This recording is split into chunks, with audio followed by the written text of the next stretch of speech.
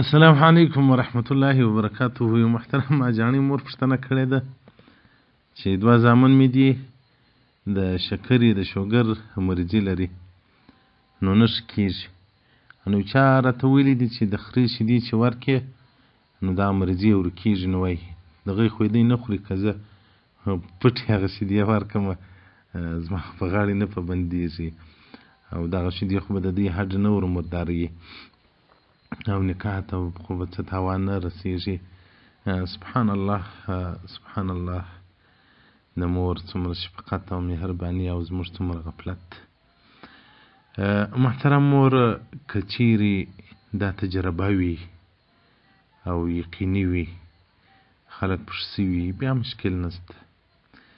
فقهای کرام وایي که یو چاته مسلمان ډاکټر و طبیب وویل چې مثلا په دغه حرام شي کې ستا د مرض علاج دی، نو د قدر ضرورت هغه حرام شی خوړلی سي. اخبره طبیب مسلم، که یو مسلمان ډاکټر یو چاته وویل چې په دغه شي کې ستا د مرض علاج دی، هغه شی حرام و شرعا، دته د ضرورت په خطر روا دی. محیدی برهاني جلد شپږم صفحه 114 الفصل 13 کتاب الاستحسان، او دغه رنګه فتاوی هندیه جلد 5 صفحه 315. نو که تجربه وي بیا څه مشکل نه لري. او د شوګر دپاره به هم زه نه به وي علاج در وښیم، او دا وایي زه د 50 کلو یم، که د څونه وخت یم نه جوړېږم، ډېر څاښتونه و تاویزان دمونه علاجونه مې کړي دي، نو ما ته هم یو نبوي علاج را وښیه. محترم مور، د زمزم اوبه په یو بوتل کې واچوه، سهار چې په کور کې څومره لویانو کوچنیانو غټان یاست، د هغو سورت یاسین شریف زده وي، هغه دې تلاوت کوي، پر دې اوبو دې چوکي، دا اوبه په دموي، دغه اوبه دې ستا زامن هم خوري، تی هم خوره.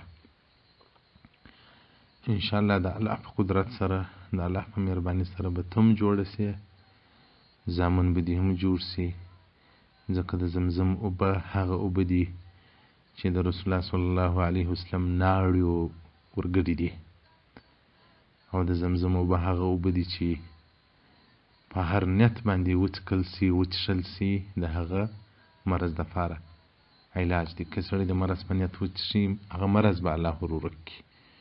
که یو سړی د یو مقصد دپاره وڅښي، هغه مقصد به الله ورفرک کړي. په ذایل ما زمزم بیان کې موږ د زمزم ډېر صفتونه درته کړي دي محترمینو، او د هر مؤمن په کور کې زمزم وي، خو لیکن استعمالوي یې نه. پرون مې لا کور کوچنیانو ته ویل مال په یوه بوتل کې زمزم اوبه راکړئ چې زه په سفر کې یم، که زه کور م ځای باید لازم وڅښم. خو د انسان ایمان په قوي کېږي، د بدن څخه مرضونه په وځي. موږ خو چې لږ مریضان سو بس هسپتالو ته ځغلو، هغه کورنی علاج، هغه نبوي علاج زموږ څخه ورک دی. محترمینو، تاسو د سورت یاسین تلاوت او بیا هغه اوبه د زمزم هغه تلاوت هغه پر زمزم پر اوبو باندې چوکئ، بیا یې څښئ په دغه نیت، دغه دعا م کوئ چې الله ما او زما اولادو ته صحت کامله عاجله را نصیب کړه. باذن الله، بعون الله، د الله په فضل سره به داسې جوړ سي روغ رمټ به سي. والسلام علیکم ورحمة الله وبرکاته.